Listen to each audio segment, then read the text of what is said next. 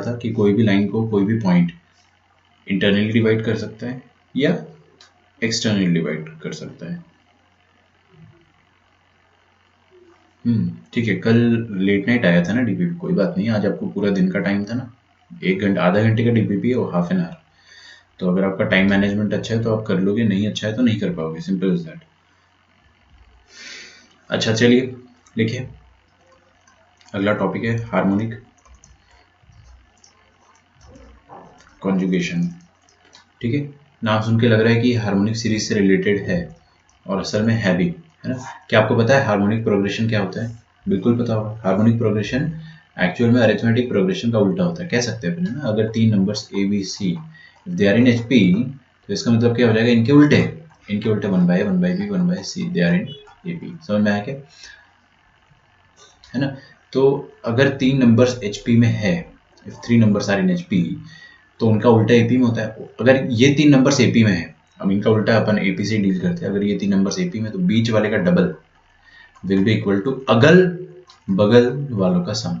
ये समझ में आ रहा है ना। एपी में ये यही होता है ना यार, एपी में यही तो होता है कि बीच वाले का डबल जो होता है वो अगल बगल वाले के सम के बराबर होता है, या बेसिकली अगल बगल वालों का एवरेज जो होता है वो बीच वाला नंबर होता है।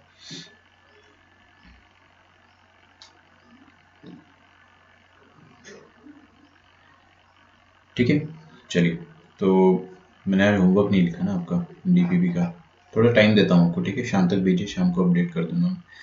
तो इसका मतलब क्या हो गया कि हार्मोनिक कॉन्जुगेशन का कॉन्सेप्ट अपन समझेंगे। बहुत ध्यान से समझना बच्चों, मजा आ जाएगा आपको, है ना। मैं कहानी बना के सिखाऊंगा आपको, एकदम मजा आ जाएगा। देखिए हमारे पास एक लाइन थी, ठीक है, कौन सी लाइन थी, ए फॉर एप्पल और बी फॉर बॉल, ठीक है, आगरा एंड बॉम्बे, ये लाइन थी अपने पास। फिर पॉइंट पी आया, पॉइंट पी आया और बोले कि मैं तुमको डिवाइड करूंगा, किसको, ए बी को, है ना। ए बी वैसे ही परेशान है यार, पॉइंट पी से भी परेशान है और पॉइंट कतर से भी परेशान है। तो अब पी पकौड़ा आया, पकौड़ा बोला कि मैं तुमको डिवाइड कर दूंगा बीच में आके, मतलब इंटरनली या एक्सटर्नली, इंटरनली। किस रेशो में डिवाइड कर दूंगा, उसने बोला कि मैं मंकीज टू नलायक के रेशो में इंटरनली डिवाइड कर दूंगा।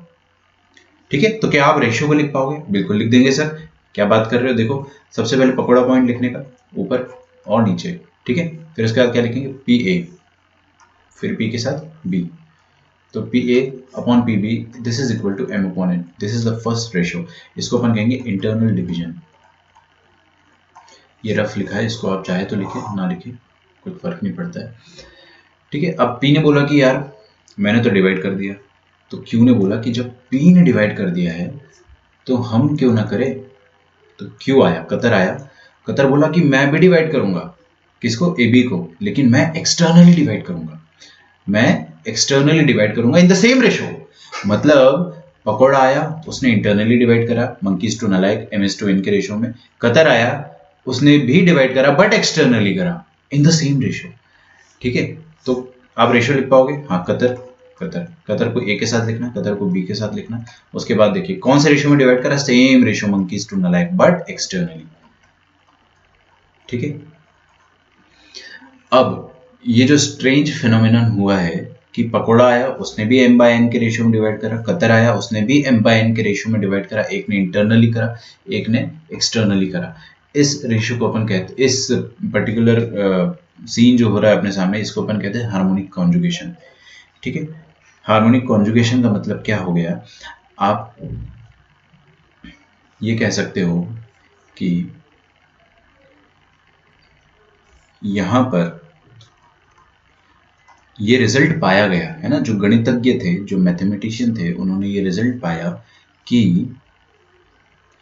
2 upon A B is equal to 1 upon A P plus 1 upon A Q. शांति से, है ना, ये रिजल्ट देखना है अपने को, पहली बार देख रहे हैं अपन तो थोड़ा अजीब लगेगा कि ये है क्या, बट आप इसको लिखेंगे तो आपको समझ में आ जाएगा कि 2 upon A B is looking something like this. Can you trace my eraser, हाँ, 2 upon B is equal to 1 upon A plus 1 upon C. मतलब ये तो एच पी जैसा कुछ दिख रहा है ना, विच क्लियरली इंप्लाइज, है ना, इट क्लियरली इंप्लाइज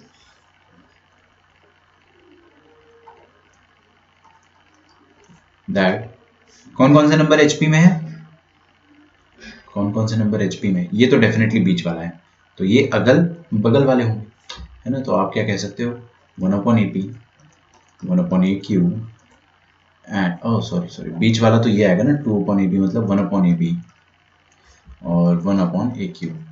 ये तीनों किस में होंगे? ए पी में होंगे। और अगर ये तीनों ए पी में तो इनके उल्टे एच पी में रहे होंगे। ये रिजल्ट आता है, इसका प्रूफ मैं दूंगा आपको ना, आप टेंशन ना ले बिल्कुल भी, मैं आपको प्रूफ दूंगा। तो A P, A B and A Q ये आते हैं एच पी में। इसको आप लिखना चाहेंगे पहले तो लिख लीजिए, फिर मैं आपको प्रूफ देता हूँ। समझने की बात क्या थी वो अपन समझते हैं। देखिए A P, A B, A Q ये तीनों किस में है? एचपी में। खत्म, बात ही खत्म होगी ना। कब एचपी में है? जब पी ने इंटरनली एम बाय एन के रेशियो में डिवाइड करा और क्यू ने एक्सटर्नली एम बाय एन के रेशियो में डिवाइड करा। दोनों ने सेम रेशियो में डिवाइड करा, बट एक ने इंटरनली एक ने एक्सटर्नली। अगर ऐसा होता है तो AP, A B, A Q ये तीनों नंबर जिनको मैंने येलो से मार्क करा है यहाँ पे, ये तीनों नंबर हार्मोनिक प्रोग्रेशन में कहलाएंगे in the same order. Same order मतलब पहले एपी, फिर ए क्यू, फिर sorry A B, A P, A B, A Q, है ना। वो पी और बी एक जैसा साउंड करता है ना, इस कारण मैं थोड़ा रुक के बोला। तो ये तीनों एचपी में कहलाएंगे। इसका प्रूफ अपन लिखते हैं, आप पहले यहाँ तक लिख लीजिए। और ये जो लिखा है मैंने, this is rough work, you can either write it or not write it, totally up to you, क्योंकि ये तो अभी अभी पढ़ा है अपन ने, तो अभी तो याद होगा ना, इतनी जल्दी नहीं भूल जाओगे आप। इतना आप लिख लीजिए, ठीक है। तो इसको अपन कहते हैं हार्मोनिक कॉन्जुगेशन, कि जब भी कोई point internally externally same ratio में डिवाइड करता है तो उन दोनों पॉइंट से जो लाइंस बनती है AP, A B, A Q, ये तीनों एचपी में कहलाती है। लिख डालो।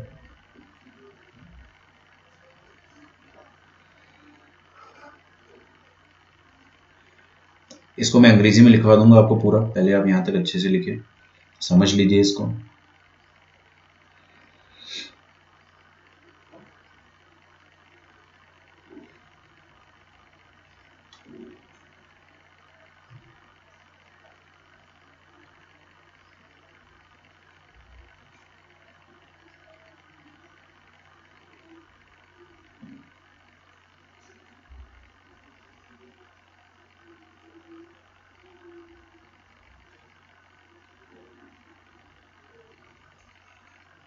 बिल्कुल सेम होना चाहिए रेशो विवेक, दोनों का रेशो एकदम सेम होना चाहिए, ठीक है।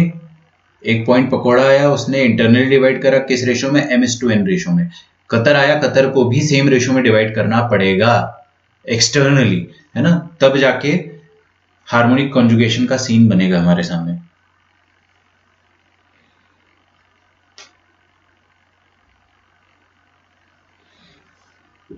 चलिए, तो पहले मैं अंग्रेजी में लिखवा देता हूँ, फिर इसका प्रूफ भी बता दूंगा ना।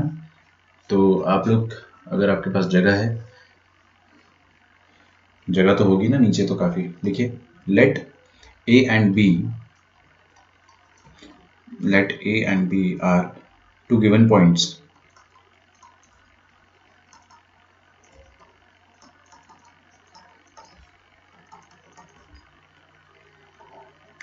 दो गिवन पॉइंट है अपने पास A B. If P and Q, P and Q divide the segment, यार ये ऐसा क्यों है? Divide the line segment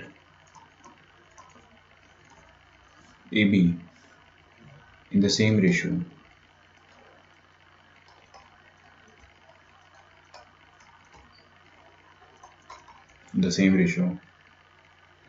internally and externally,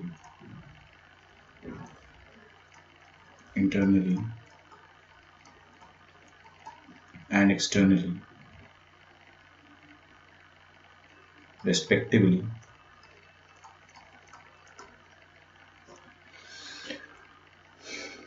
सोचने दो यार। Then point P and Q are called harmonic conjugate of each other. with respect to A and B।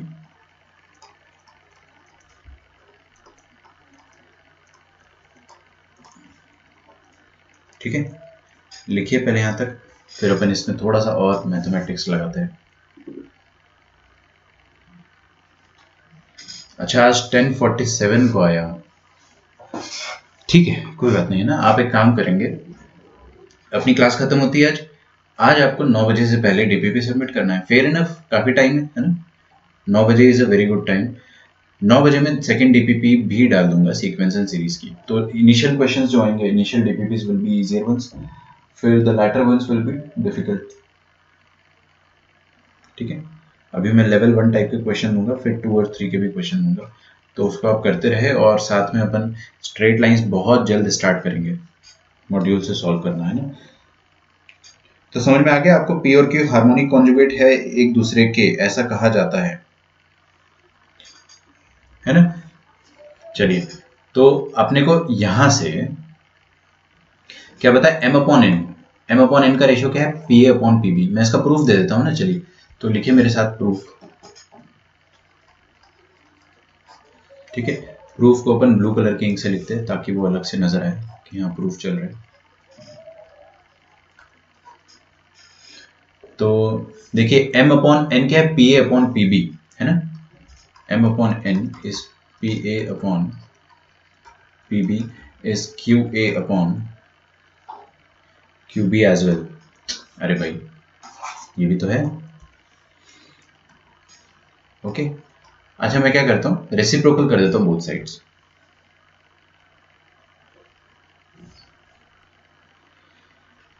अच्छा nets अपना बचा है ना, ठीक है कल नेट्स कर लेंगे पक्का। कल आपका लेक्चर जो होगा वो डिस्कशन वाला होगा। P B upon P A is equal to Q B upon Q A. कल आप सब क्या करें, अच्छा आपने याद दिला दिया, मेरे को याद था लेकिन फिर मैं भी भूल गया कि नेट्स अपने बचे हुए हैं, और भी कुछ थोड़ा सा असर्शन रीजन जो है वो बचा हुआ है। कल करते हैं अपन पक्का, है ना। ठीक है, धीरे धीरे आपको होमवर्क में इंक्रीज करूंगा, बट अभी नहीं। इसका मैंने रेसिप्रोकल कर दिया, चलेगा यहाँ तक, कोई दिक्कत है।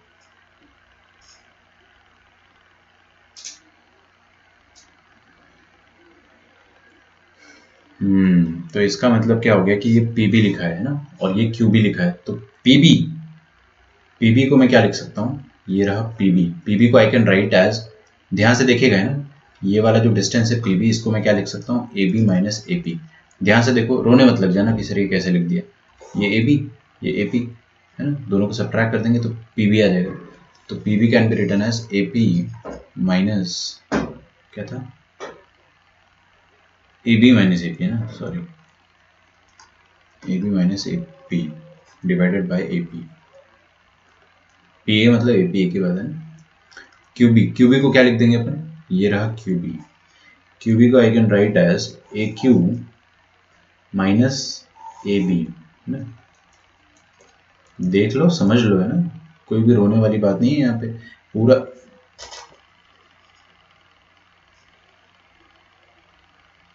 A Q minus A B. तो this can be written as A Q minus A B divided by A Q. ठीक है, बंटवारा कर देते। अब मैं सिर्फ इन दोनों से डील करता हूँ, ये एन अपॉन एम को अपन गोली मार देते हैं, है ना। मैं प्रूव कर दूंगा आपके सामने ना, क्या लिखा है अपने सामने कि this is equal to this. अच्छा बंटवारा कर दो, तो A B upon A P minus 1 is equal to A Q upon A Q मतलब 1 minus A B upon A Q.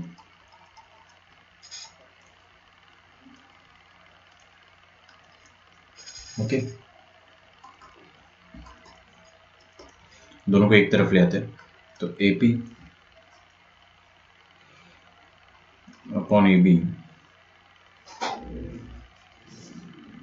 उल्टा लिख दिया ना, A B upon A P आएगा, A B upon A P plus A B upon A Q, this is equal to 1 plus 1 2। ठीक है, A B को common ले लो, है ना, तो ए बी को कॉमन लेके नीचे पहुंचा दो, तो नीचे इधर आ जाएगा 2 upon A B, this is equal to 1 upon A P plus 1 upon A Q. यहाँ पे आप लिख सकते हैं हिंदुस्तान पेट्रोलियम। अब ये देख के अपने को क्या समझ में आ रहा है, हेंस प्रूव्ड है ना, कोई अगर मासूम बच्चा अगर सोच रहा है तो ये देख के अपने को क्या समझ में आ रहा है कि AP, A Q and A B are in H P, AP, A B and A Q are in harmonic progression.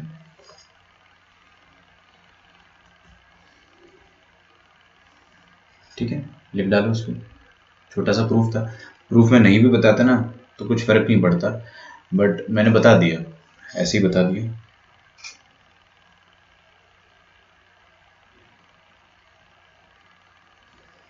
ताकि आप लोगों को थोड़ा सा फील आ जाए।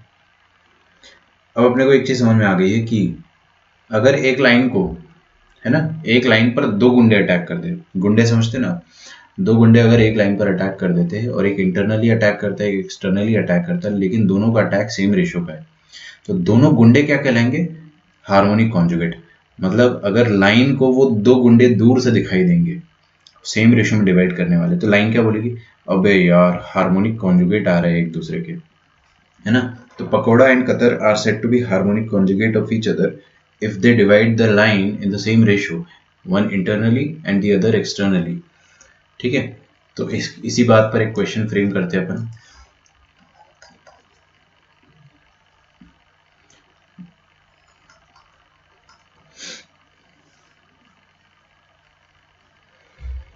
if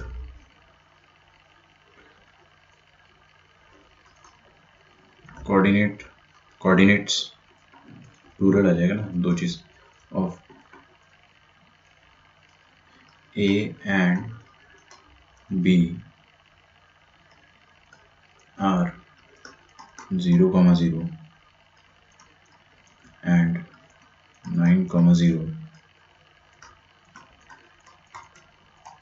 respectively,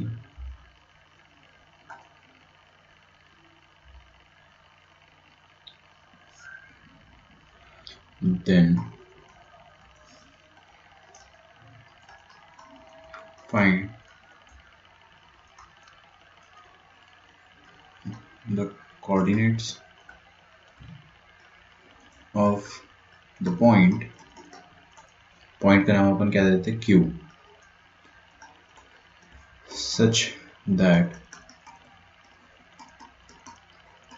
it divides the line AB in the ratio 1:2 externally, है ना। तो ये तो खैर एक्सटर्नल डिवीजन का क्वेश्चन हो गया, simple, this is very simple. इसका सेकंड पार्ट है also find the harmonic conjugate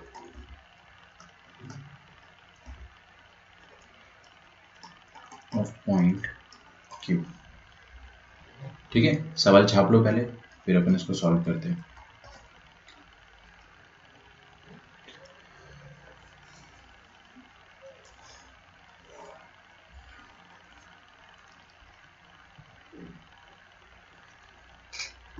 क्या भाई, दो कोऑर्डिनेट ए बी, दो पॉइंट्स अपने पास ए बी, ए का ए क्या है 0,0 और बी है 9,0। आपको बोल रहा है कि find the coordinates of point Q such that it divides the line A B externally. बहुत इजी क्वेश्चन हो गया तो यार, है ना। 1:2 के रेशियो में डिवाइड कर रहा है इसको एक्सटर्नली। तो एक्सटर्नली एक पॉइंट है Q सच दैट, अब Q का कोऑर्डिनेट निकालना है, तो Q के कोऑर्डिनेट में मान लेता हूँ x1, y1। ठीक है, अच्छा हमसे क्या कह रहा है कि Q इस लाइन AB को एक्सटर्नली डिवाइड कर रहा है 1:2 के रेशियो में, एक्सटर्नली 1:2 के रेशियो में। मतलब आपको रेशियो लिखना, पहले देखो बड़ा आसान तरीका रेशियो लिखने का, Q लिखो ऊपर, Q लिखो नीचे, एक बार A एक बार B, QA अपॉन QB क्या दे रखा है आपको 1:2 एक्सटर्नली दे रखा है, बस ये आपको अलग से स्पेसिफाई करना पड़ेगा। ठीक है, 1:2 एक्सटर्नली, तो आपको Q का कोऑर्डिनेट निकालना है। ठीक है, वो तो अपन निकाल लेंगे। देखिए Q A कौन सा है, A Q is to Q B, B Q, ये A Q is to B Q दे रखा है आपको 1:2।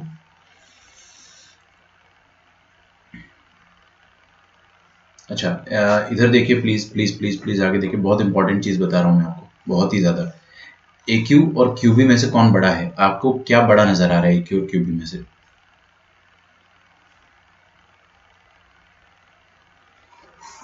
ये ए क्यू है पूरा और एक क्यूबी है, कौन बड़ा नजर आ रहा है? डेफिनेटली ए क्यू। तो ए क्यू वन और क्यूबी टू, ये गलत लग रहा है ना देख के, ये फील फैक्टर है। इसके लिए आपको कोई मतलब रॉकेट साइंस की जरूरत नहीं है। क्यू ए जो है, ध्यान से देखिए, क्यू ए वो बड़ा है, तो यहाँ पे टू आना चाहिए था और क्यूबी पे वन आना चाहिए था। तो आप इसको चाहे तो 2:1 लिख दे, क्योंकि यार ये चीज़ स्पेसिफाई नहीं करी ना उसने कि टू का है और वन का है। पहली बात तो ये है 1:2। चलो, आपको अगर इसको 1:2 ही रखना है तो एक और चीज़ मैं ये कर सकता हूँ कि मैं क्यू को उस तरफ की जगह इस तरफ ड्रॉ कर देता हूँ, कुछ बिगड़ेगा नहीं उससे। तो क्यू को इधर ड्रॉ कर दो आप, कोई दिक्कत नहीं है।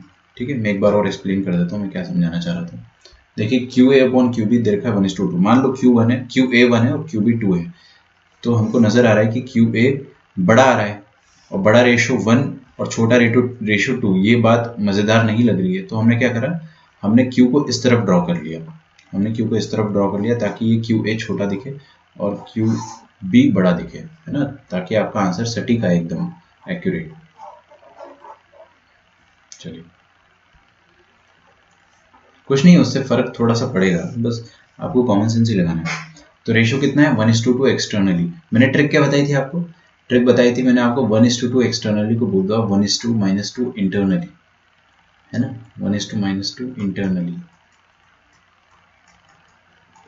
ठीक है, तो क्यू को आप है ना इंटरनल मान लो थोड़ी देर के लिए, ऐसे ही 2 सेकंड के लिए। ये रहा आपका क्यू पॉइंट, इसको इंटरनल डिवीजन दे दो, x1 y1 इसका कोऑर्डिनेट है और ये इंटरनली 1:2 के रेशियो में डिवाइड कर रहा है। अब आप क्या करें, आप फॉर्मूला लगा दो। तो कैसे लगाते हैं अपन फॉर्मूला, ध्यान से देखिए, बहुत ईजी है।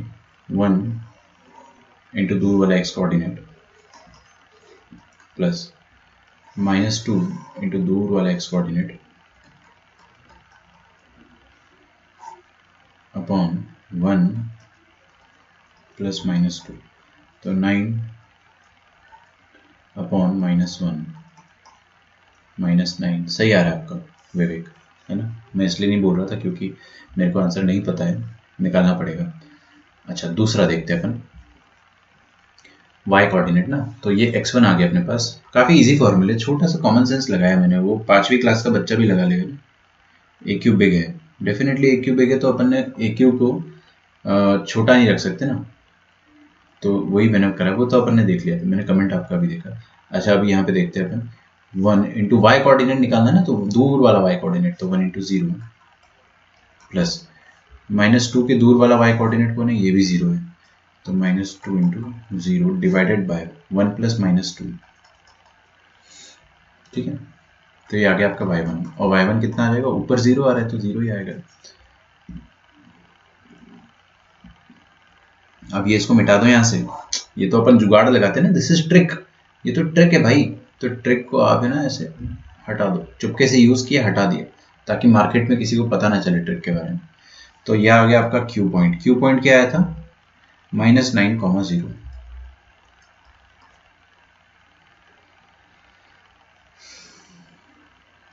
ओके, -9,0 0,9,0 और -9,0। यार ये ठीक है, बढ़िया, कोई दिक्कत नहीं।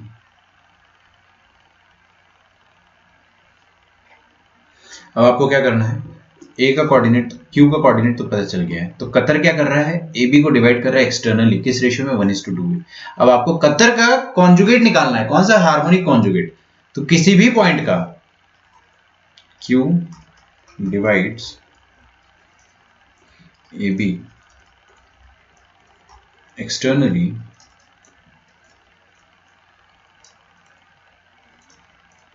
in the ratio 1:2. Therefore, its harmonic conjugate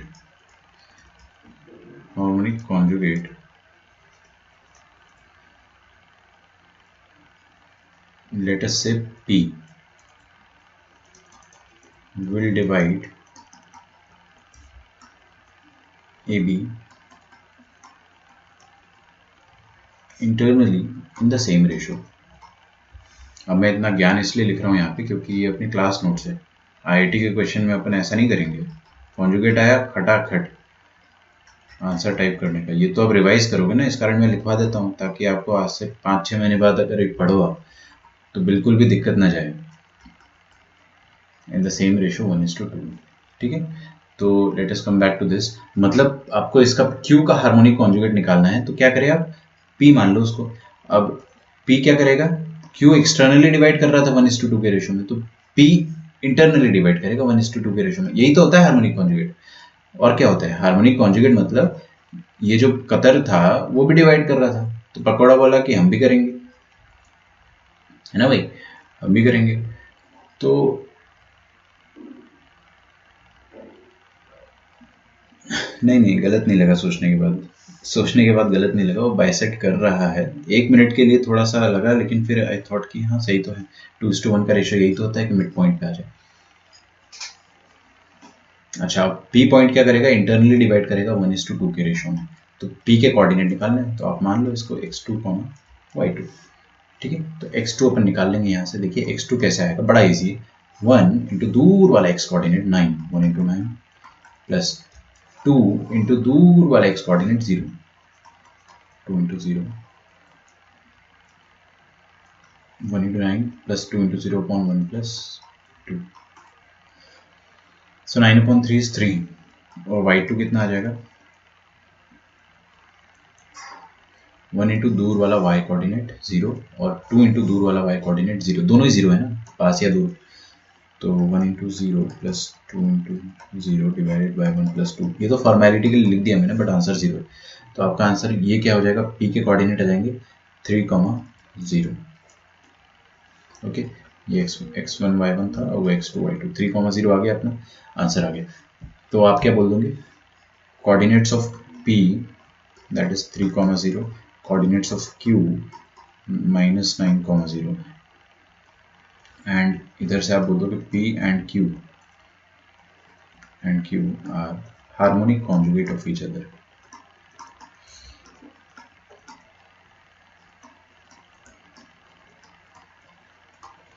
चलो मैं आपको है ना स्कॉलर्स की नज़रों से सोचना बताता हूँ। स्कॉलर समझते हो ना, टॉपर लोग, उनकी नज़रों से सोचना बताता हूँ।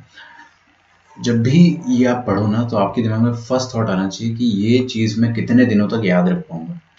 आपने आपसे बिल्कुल ऑनेस्ट रह के बोलो कि कितने दिनों बाद मैं ये चीज़ भूल जाऊंगा कि harmonic conjugate of each other क्या होते थे। सोचो, अपने अपने अपने ब्रेन के औकात सबको पता है ना। तो एज ए स्टूडेंट अगर अपन सोचेंगे इसको कि यार इसको मैं ज़्यादा से ज़्यादा 4-5 दिन तक याद रख पाऊंगा, या 1 महीना या 2 महीने, उस तरह से आपको उस पर्टिकुलर टॉपिक को रिवाइज करना है। जैसे कुछ topic word plain and simple होते हैं, लेटेस्ट है इंटरनल डिवीजन का सेक्शन फॉर्मूला याद रहेगा, है ना, शायद मरते दम तक याद रह जाएगा।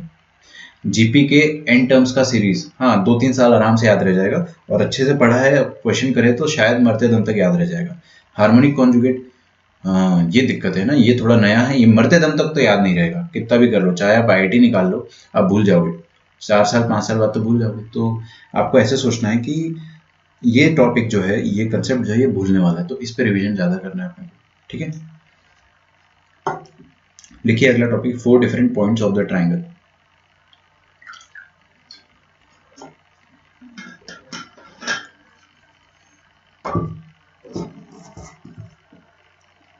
अगला टॉपिक है very important, ultra important, 4 important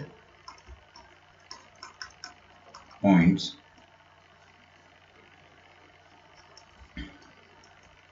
of a triangle। Literal sense में पॉइंट्स कह रहा हूं मैं ना, पॉइंट्स मतलब एक्चुअली ट्राइंगल के पॉइंट्स जो सबसे ज्यादा इंपॉर्टेंट है, उनके बारे में अपन बात करने जा रहे हैं।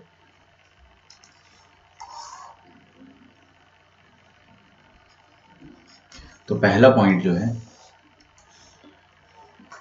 बताता हूं मैं आपको, सब बताऊंगा, छुपाऊंगा नहीं। लिखिए, first is centroid then ortho centre,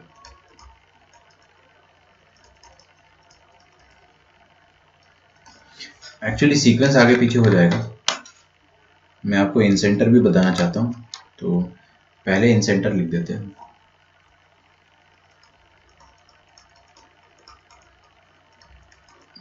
in centre, centroid, incentre, orthocentre और फिर सर्कम सेंटर।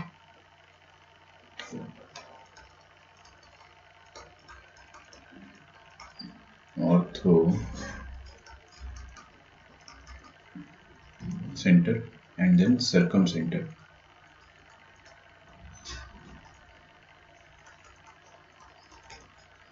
ठीक है।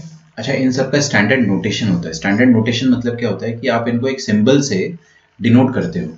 और स्टैंडर्ड मतलब सारी दुनिया में, अगर आप कल को नाइजीरिया चले जाते हो तो वहां पे भी सेंट्रोइड को वो जी से डिनोट करेंगे, है ना, क्योंकि ये स्टैंडर्ड हो गया है।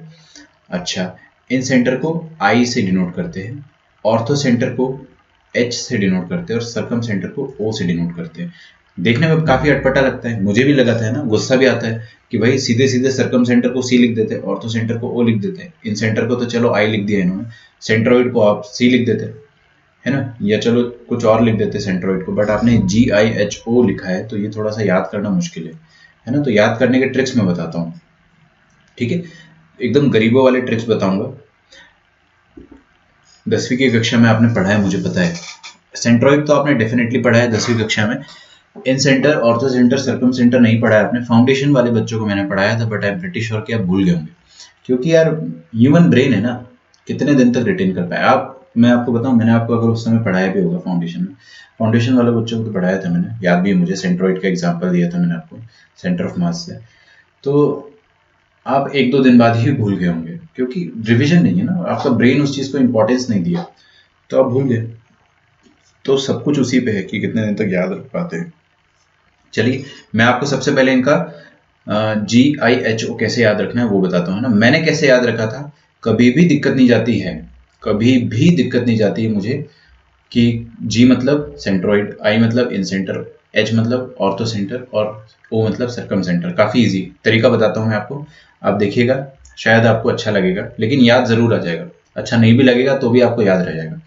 तो देखिए, सेंट्रोइड को अपन जी बोलते हैं, ये तो खैर सबको ही याद हो जाता है, लेकिन मैं कैसे याद रखता था, जैसे कि अपन किसी का नाम लेते हैं, है ना, तो कोई बड़ा है अपने से तो उसको अपन क्या बोलते हैं, जैसे मान लीजिए कि सागर, है ना, मान लो सागर बड़ा है मुझसे बहुत, मैं क्या बोलूंगा, सागर जी बोलूंगा, है ना। तो उसी तरह से मैं सेंट्रोइड को सेंट्रोइड जी बोलने लगा। मैंने जितने साल तैयारी करी, मैं सेंट्रोइड को सेंट्रोइड जी बोलता था मन में। फिर इन सेंटर इज वेरी इजी, तो यहाँ पे अपन ने ज्यादा भाव नहीं दिया, ये तो आई मतलब आई। ऑर्थो सेंटर को मैं हॉर्थो सेंटर बोलता था, एच से स्टार्ट करके, ठीक है, हॉर्थो सेंटर। ठीक है, अब ये गरीबों वाले ट्रिक है, इसलिए आप, है ना, डिस्क्लेमर दे चुका हूँ। और सरकम सेंटर को मैं बोलता था सरकम सेंट्रो, सरकम सेंट्रो, तो सरकम सेंट ओ, तो ये समझ में आ गया, ओ से। तो बिल्कुल आपको स्टार्टिंग में हल्का सा भी हिचकिचाहट होती है याद रखने में, तो ये छोटी छोटी ट्रिक्स जो है आपको काम आएगी, लेकिन it is very important. IIT के क्वेश्चन में आपको ये डायरेक्टली लेटर्स यूज करके दे सकता है कि G of A triangle and H of A triangle और O ऑफ ए ट्राइंगल, ऐसा करके दे देगा, तो आप, है ना, फंस जाओगे। कुछ लोग क्या करते हैं, ओ से सर्कम से ऑर्थो सेंटर बोल देते हैं, क्योंकि ये ओ से स्टार्ट हो रहा है ना, तो वो अपने को कंफ्यूजन देता है। तो आप लोगों को याद करने का तरीका बता दिया मैंने, centroid G, incentre is I, orthocentre and circumcentre, चलेगा। अच्छा, अब ये चारों पॉइंट होते क्या है ना, व्हाट आर दिस पॉइंट्स, तो वो भी मैं आपको लिखवाता हूँ। पहले आप ये चार पॉइंट छाप लो, इनके बारे में कुछ कुछ बातें मैं आपको बताता हूँ, फिर अपन आगे बढ़ते हैं। देखिए, लिखिए, एकदम एरो डालना है आपको, मेरे सामने POI लिखना है। POI का मतलब होता है पॉइंट ऑफ इंटरसेक्शन, वो आप नीचे लिख लेना। POI मतलब point of intersection of medians in centre is point of intersection of angle bisectors. Ortho centre is point of intersection of altitudes.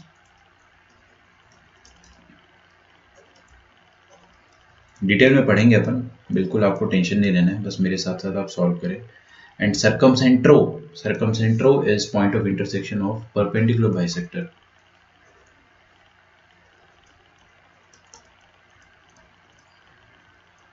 ठीक है, एंगल की जगह मैं एंगल का साइन लगा देता हूँ, साइन जल्दी याद होते हैं ना इंसान को। ठीक है, हाँ ये चीज आपको एकदम से याद नहीं हो पाएगी कि मीडियन कौन था, बाइसेक्टर्स का इंटरसेक्शन क्या था, ये आपको एकदम से याद नहीं हो पाएगा। This takes time. Okay, don't worry Arya, आपने लेट ज्वाइन करा, बट आप लोगों ने यहाँ से ज्वाइन करा तो आप यहाँ से समझने की कोशिश करें, है ना। बाकी का लेक्चर आपको मैं यूट्यूब पे डाल के दे दूंगा, अभी तुरंत डाल दूंगा आज। ठीक है, एक्चुअली मेरे कंटिन्यूस लेक्चर हो रहे हैं ना आजकल, तो बीच में ब्रेक नहीं मिल रहा है, और बीच में अगर मैं अपलोड पे लगा देता हूँ तो अपलोडिंग स्पीड वहाँ पे डेडिकेट हो जाती है, तो लेक्चर फिर अटकने लगता है। खैर कुछ नहीं, 5 मिनट लगता है अपलोड होने में, आजकल स्पीड अच्छी होगी तो मैं कर दूंगा। देखिए 4 इंपॉर्टेंट पॉइंट्स ऑफ ट्रायंगल है, मैं आपको एक बार रिवाइज करा देता हूँ। पहला सेंट्रॉइड, दूसरा इन सेंटर, तीसरा ऑर्थो सेंटर, चौथा सर्कम सेंटर। सेंट्रॉइड को हम जी बोलते हैं, इन सेंटर को आई बोलते हैं, ऑर्थो सेंटर को एच बोलते हैं, सर्कम सेंटर को ओ बोलते हैं। पॉइंट्स आपको इसी सीक्वेंस में इसी तरीके से याद रखना है, अपने मन से कुछ मत बोल देना। कुछ लोग सेंट्रॉइड को सी बोल देते हैं ना, आपको क्वेश्चन में वो जी बोल के ही देगा। हो सकता है जेई के पेपर में भी आपको जी बोल के आ जाए या एच बोल के आ जाए, तो आपको वहां पे कंफ्यूजन ना हो। ठीक है, तो याद करने का मैंने आपको तरीका भी बताया था, एक बार और रिपीट कर देता हूँ। देखिए यहाँ पे क्या लिखा है, सेंट्रॉइड जी, तो है ना, जैसे कि अपन किसी का नाम लेते हैं सागर जी, है ना, तो उस तरीके से मैंने क्या ले लिया यहाँ पे, सेंट्रॉइड जी। मैं ऐसे ही बोलता था इसको बचपन में, सेंट्रॉइड जी। इन सेंटर तो आई है, इसको याद रखने की जरूरत नहीं है। ऑर्थो सेंटर को मैं हॉर्थो सेंटर बोलता था, हॉर्थो सेंटर। ठीक है, तो मेरे को याद रह जाता था भाई, गरीब इंसान के लिए ये ट्रिक काफ़ी अच्छी होती है। सरकम सेंटर को मैं सरकम सेंट्रो बोलता था, सरकम सेंट्रो, तो ओ से याद रह जाता था। तो आपको भी पॉइंट्स याद रह जाएंगे अच्छे से।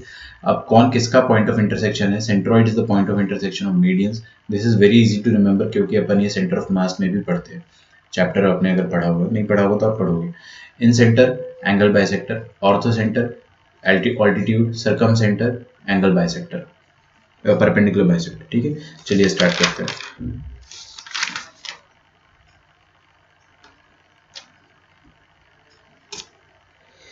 तो सबसे पहले अपन पढ़ेंगे सेंट्रॉइड। मैं सीरियस नहीं हूँ भाई, टॉपिक ऐसा है ना कि मैं थोड़ा सा टाइम वेस्ट करूँगा और आपको समझ में नहीं आएगा। तो जहाँ पे टॉपिक डिफिकल्ट होता है वहाँ पे मैं थोड़ा सा टाइम वेस्ट किए बिना बिना किसी हंसी मजाक के पढ़ा देता हूँ। ठीक है, सबसे पहला पॉइंट है सेंट्रॉइड। ओके, किसी भी ट्रायंगल में सेंट्रॉइड क्या होता है वो अपन समझते हैं। Let us say we have a triangle like this. ठीक है, काफ़ी खूबसूरत ट्रायंगल हो गया, इक्विलेटरल जैसे ही दिख रहा है। तो इस ट्रायंगल का नाम अपन दे देते हैं आगरा बॉम्बे कलकत्ता। अब इसमें 3 मीडियंस बना सकता हूँ। मीडियन हम सब जानते क्या होता है, मीडियन वो होता है जो सामने वाले को खचाक खचाक 2 पॉइंट में डिवाइड कर दे, 2 पार्ट्स में डिवाइड कर दे। तो ये पहला मीडियन, ये दूसरा मीडियन, और ये तीसरा मीडियन। ऑल्दो वो इक्वल पार्ट्स नहीं दिख रहे, बट हमारा दिल जानता है कि वो इक्वल है। ठीक है, तो ये मीडियन हो गया। ये जो तीनों का पॉइंट ऑफ इंटरसेक्शन है, सुनो मेरी बात, तीनों मीडियंस का जो पॉइंट ऑफ इंटरसेक्शन है ना, that will always be a single point. कभी भी ऐसा नहीं होगा कि तीनों लाइंस ऐसे निकल जाए। ये समझ रहे हो आप, इसका मतलब क्या हो गया कि तीनों आपस में इंटरसेक्ट किए ही नहीं, है ना, ऐसा कभी नहीं होगा। हमेशा हमेशा हमेशा एक पॉइंट पर इंटरसेक्ट करेंगे, और वो खूबसूरत पॉइंट जो कहलाएगा दैट विल बी जी। जी मतलब सेंट्रॉइड। तो सेंट्रॉइड के बारे में कुछ खास बातें लिखते हैं अपन। सबसे पहले सेंट्रॉइड होता क्या है, centroid is point of intersection of medians. Point, first point है ना, चलिए थोड़ा आगे लिख देता हूँ। लिखिए पॉइंट ऑफ इंटरसेक्शन या कॉन्करेंसी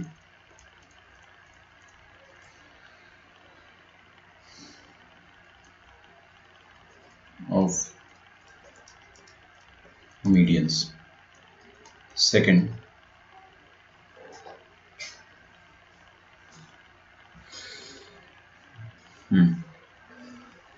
अब अपने सामने 3 ट्रायंगल बन रहे हैं। पहला ट्रायंगल बन रहा है ये वाला ट्रायंगल, दिखा आपको?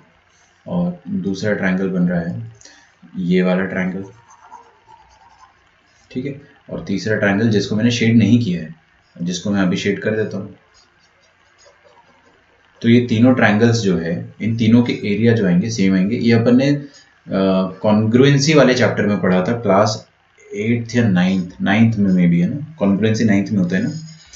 तो इन तीनों के एरिया सेम आते हैं। तो area of triangle white, white वाला कौन सा है? BGC.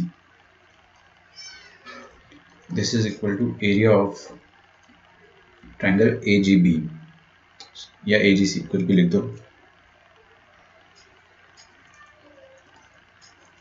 And this is equal to area of triangle AGB.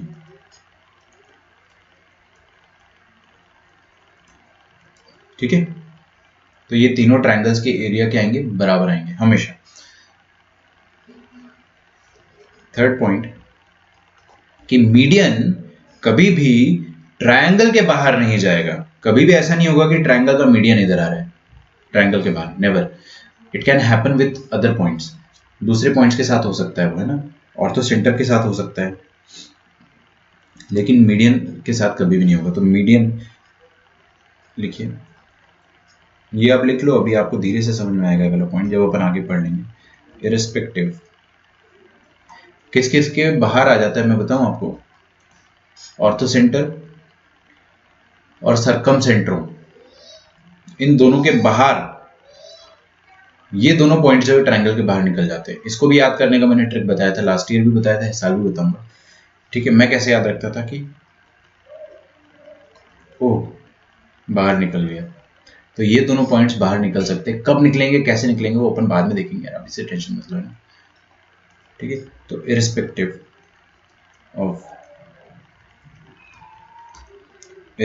Of the triangle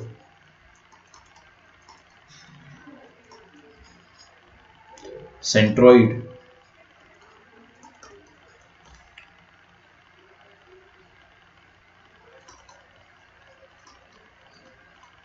lies always in the interior of the triangle.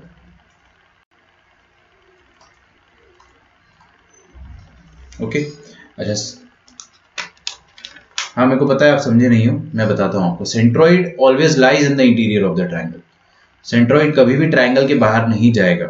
ठीक है, ऑर्थो सेंटर जो होता है वो ट्रायंगल के बाहर चले जाता है कभी कभी। ऑर्थो सेंटर कभी कभी ट्रायंगल के बाहर चले जाता है ना, to be very precise obtuse angle triangle के बाहर चला जाता है। और ऑर्थो सेंटर नहीं, सरकम सेंट्रो, सरकम सेंट्रो जो होता है, सरकम सेंट्रो में क्यों बोल रहा हूँ पता है ना आपको? वो है सरकम सेंटर, मैं इसलिए बोलता हूँ सरकम सेंट्रो ताकि आपको ये ओ याद हो जाए ना। तो सरकम सेंट्रो ट्रायंगल के बाहर चले जाता है कभी कभी, बट सेंट्रॉइड कभी भी नहीं जाएगा। सेंट्रॉइड कभी भी बाहर नहीं जाएगा।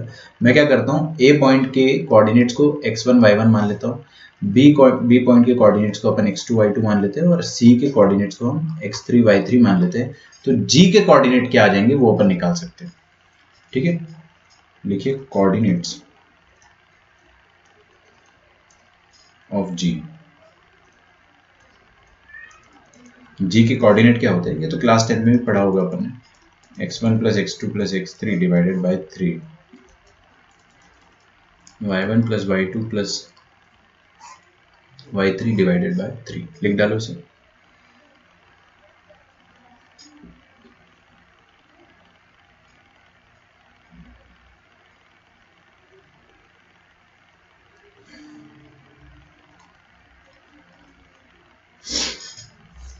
इसको लिख डालो और इसको आप है ना बॉक्स में डाल दो।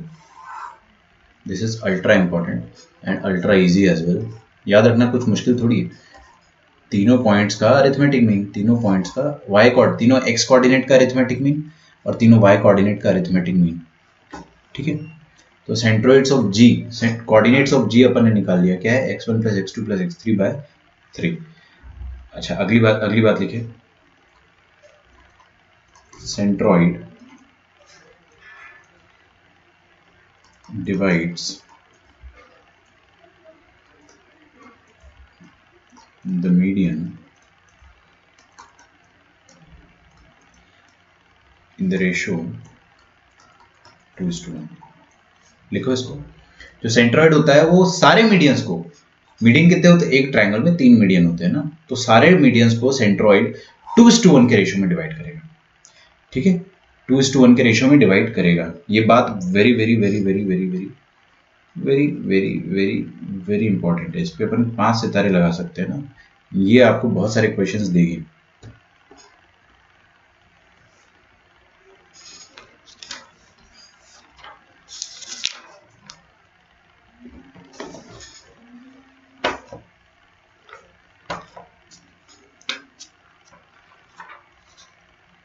लिखा आपको?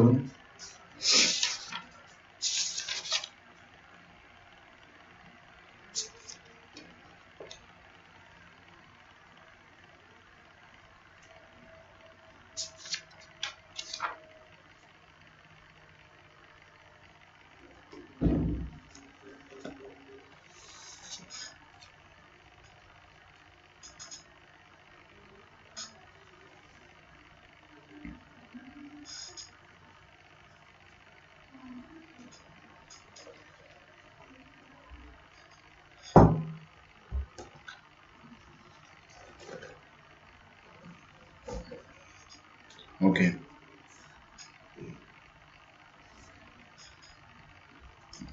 इसको समझिए आप। ये सेंट्रॉइड है जी, इसने क्या करा, कोई भी मीडियन पकड़ लेता है पहले, कोई भी मीडियन ले लो आप। लेटेस्ट से इस मीडियन का नाम है क्या, A B C D E F.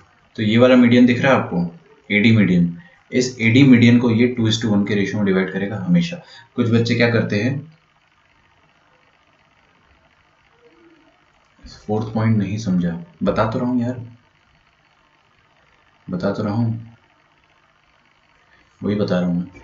तो कुछ बच्चे क्या करते हैं, पहले तो मैं समझा देता हूँ फिर से कि एडी जो मीडियन है ना, ये एडी मीडियन जो है उसको सेंट्रॉइड, कौन सा पॉइंट, ये जी, ये वाला पॉइंट 2:1 के रेशियो में डिवाइड करेगा, ये 2 और ये 1। कुछ बच्चों को कन्फ्यूजन होता है कि सर 2 और 1 में हमको कन्फ्यूजन हो रहा है, अगर हमने गलती से इसको 2 और 1 लिख दिया तो ये गलत हो जाएगा क्या? हाँ, गलत हो जाएगा। तो तरीका क्या है आपको पहचानने का, तरीका ये है कि जो वर्टेक्स है ना आपका ए, वर्टेक्स के नज़दीक वाला जो हिस्सा है वो ये वाला है, ये हमेशा 2 होगा। वर्टेक्स के नज़दीक वाला हिस्सा 2 होगा और दूर वाला 1 होगा। समझ में आ रहा है? अगर आपको मीडियन बी एफ की बात करना है, ये वाला मीडियन दिख रहा है आपको, बी एफ मीडियन, इस मीडियन को भी सेंट्रॉइड 2:1 के रेशियो में डिवाइड करेगा। 2 कौन होगा, ये वर्टेक्स है, तो वर्टेक्स के नज़दीक वाला 2 होगा और दूर वाला 1 होगा। समझ में आ रहा है आपको?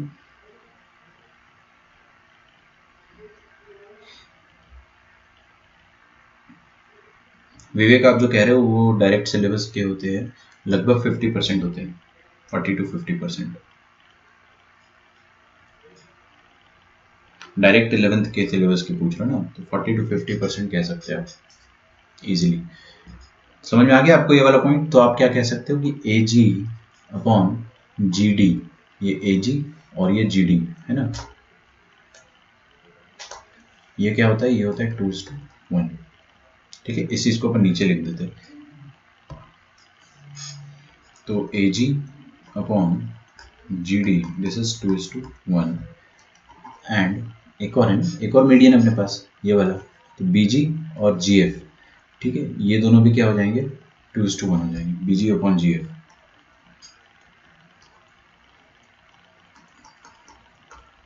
एक और है अपने पास, जी सी अपॉन ई जी,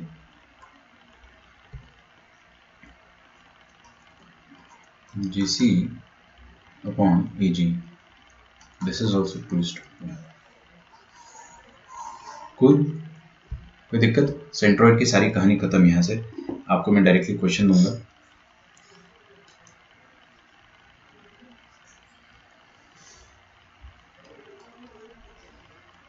एक और पॉइंट लिखवाने का मन कर रहा है मुझे, बट क्वेश्चन कर लेते हैं डायरेक्टली, उससे समझ में आ जाएगा।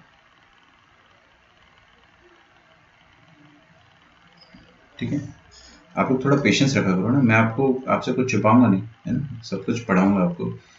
कोई भी पॉइंट आपको नहीं समझ में आता है तो उससे पहले मुझे समझ में आ जाता है कि आपको समझ में नहीं आया, है ना। तो आप टेंशन मत लिया करो, मुझे सब पता है कहाँ समझ में आएगा कहाँ समझ में नहीं आएगा, बट फिर भी आप डाउट्स पूछे, लेकिन थोड़ा सा वेट करके। अगला एक क्वेश्चन लिखते हैं अपन, ये क्वेश्चन आपको खुद से सॉल्व करना है। फाइंड मिड पॉइंट्स, इसके बाद में एक नोट लिखवा दूंगा, find mid points of sides of triangle if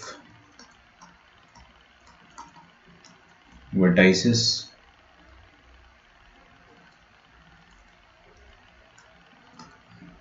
of triangle are given as 0, 0, 2, 3, 4, 0। ठीक है। अच्छा, ये A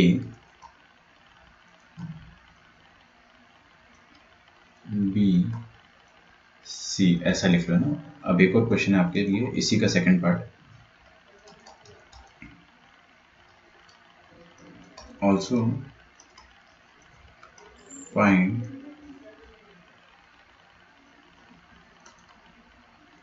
the centroid of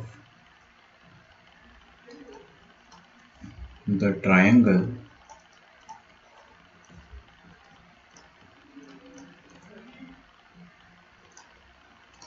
formed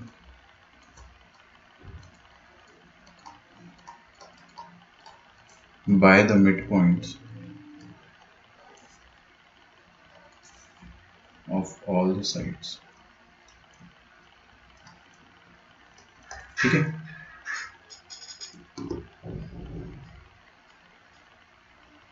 हाँ बिल्कुल होते हैं। ये वाला क्वेश्चन आप छाप लीजिए। मिड पॉइंट थ्योरम आपको पता है ना, मिड पॉइंट थ्योरम क्या होता है, मैं आपको लिखवाने वाला हूँ, चलो अभी लिखवा देता हूँ। पहले आप इतना लिख लो। एक्चुअली उस दिन मैं आपको जब सेक्शन फार्मूला पढ़ा रहा था, तो मैंने आपको इंटरनल डिवीजन पढ़ाया था, तो उसके जस्ट बाद आपको मिड पॉइंट थ्योरम बताना चाहिए था, लेकिन अपन ने पढ़ा है क्लास 11th में, क्लास 10th में। ये आपने लिख लिया है, आई बिलीव आपने लिख लिया होगा। स्क्रीनशॉट तो ले ही लो, 10 सेकंड आपकी स्क्रीन में रहेगा ये।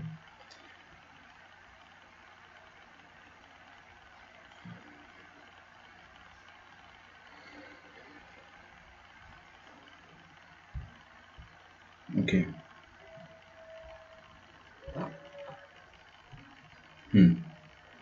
ये सेक्शन फार्मूला जो है ना, सेक्शन फार्मूले में अपन एक नोट लिखेंगे, जहां पर भी आपके पास जगह होगी उस नोट में अपन लिखेंगे mid point theorem.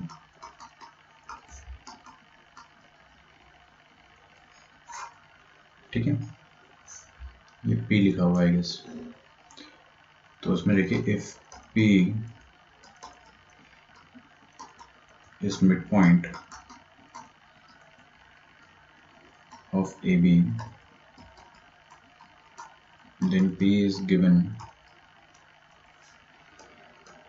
by x1 plus x2 by 2 comma y1 plus y2 by 2।